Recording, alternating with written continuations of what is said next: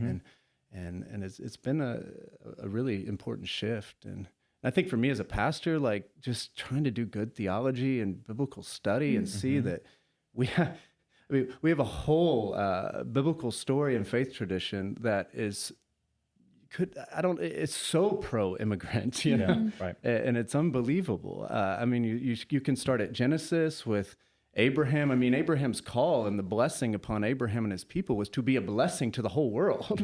It was not about them. It was not to conquer and have power over the whole world. It was to bless the whole world. You see the story of Exodus. The Israelites were living as enslaved immigrants in Egypt, and God set them free. God sided with the immigrant and the oppressed and set them free. You see in the Old Testament law that was given to Moses, there's provisions all throughout the law to make room and space to care for the immigrants among them. The prophetic tradition is the things God got so mad about often was that you're neglecting the widows and the foreigners and the poor. That's right.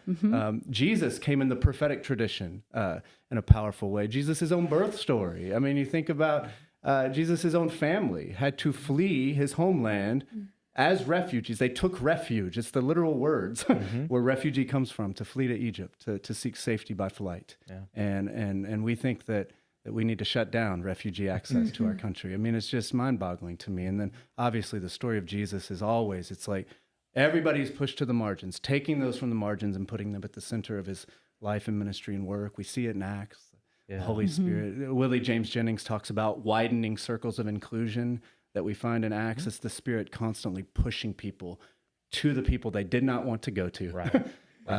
And to go to places they did not want to go and reach out to people they did not want to reach out to. And I think we need to discern where the Spirit is leading us now and how the Spirit is leading us in this moment to widen our embrace.